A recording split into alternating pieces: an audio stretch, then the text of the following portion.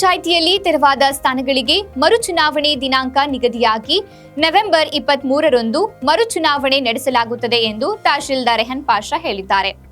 ಅದರಂತೆ ನವೆಂಬರ್ 23ರಂದು ನಡೆಯುವ ಮರುಚುನಾವಣೆಗೆ ಅಗತ್ಯ ಚುನಾವಣಾ ಅಧಿಕಾರಿಗಳನ್ನು ನೇಮಕಗೊಳಿಸಿ ಅವರಿಗೆ ತರಬೇತಿ ನೀಡುವ ಕಾರ್ಯಾಗಾರದಲ್ಲಿ ಮಾತನಾಡಿದ ಅವರು, ಅವರಿಗೆ ಅದಕ್ಕೆ ಮತ ಹಾಕಲಿಕ್ಕೆ ಬೇಕಾದಂತ ಸ್ವಸ್ತಿಕ್ ಸಿಂಬಲ್ ಇರತಕ್ಕಂತ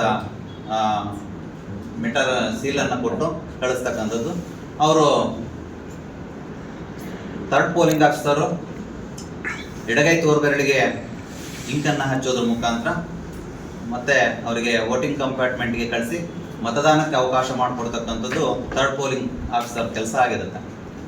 ಇಷ್ಟು ಮತದಾನದ ಸಂದರ್ಭದಲ್ಲಿ ನಡೀತಕ್ಕಂಥ ಕರ್ತವ್ಯಗಳು APRO ಮತ್ತು ಸೆಕೆಂಡ್ ಪೋಲಿಂಗ್ ಹಾಗೂ ಥರ್ಡ್ ಪೋಲಿಂಗ್ ಆಫೀಸರ್ಸ್ ಕೆಲಸ ಇಷ್ಟ ಆಗಿರುತ್ತೆ.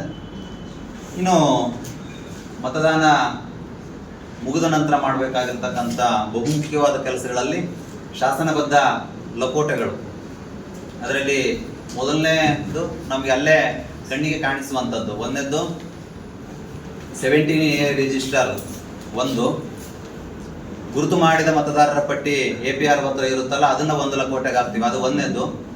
ಚಳ್ಳಕೆರೆ ತಾಲೂಕಿನ ಮೈಲನಹಳ್ಳಿ ಗ್ರಾಮ ಪಂಚಾಯಿತಿ ವ್ಯಾಪ್ತಿಯ ಬೂದಿಹಳ್ಳಿ, ಕಾಲುವೆಹಳ್ಳಿ ಗ್ರಾಮ ಪಂಚಾಯಿತಿ ವ್ಯಾಪ್ತಿಯ ಯಾದಲಗಟ್ಟೆ ಹಾಗೂ ಅಬ್ಬೇನಹಳ್ಳಿ, ಇನ್ನು ನಾಯಕನಹಟ್ಟಿ ಪಟ್ಟಣ ಪಂಚಾಯಿತಿ ವ್ಯಾಪ್ತಿಯ ಜಾಗನೂರಹಟ್ಟಿ ಈ ವಾರ್ಡ್ಗಳಿಗೆ ಮತದಾನ ನಡೆಸಲಾಗುತ್ತದೆ.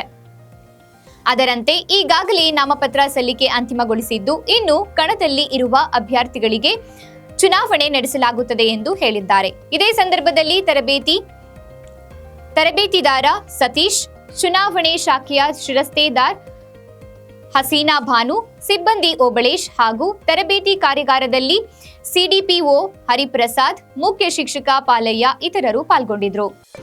ಅದಾದ ನಂತರ ಬ್ಯಾಲೆಟ್ ಪೇಪರ್ ಇರುವಂತ ಸಂದರ್ಭದಲ್ಲಿ PRO ಆಗಿರ್ತಕ್ಕಂಥವರು ಅಲ್ಲಿ ಕೋಆರ್ಡಿನೇಷನ್ ನೋಡಿಕೊಂಡು ಬ್ಯಾಲೆಟ್ ಪೇಪರ್ ಅನ್ನ ಕಟ್ ಮಾಡಿಕೊಡ್ತಕ್ಕಂಥ ಜವಾಬ್ದಾರಿ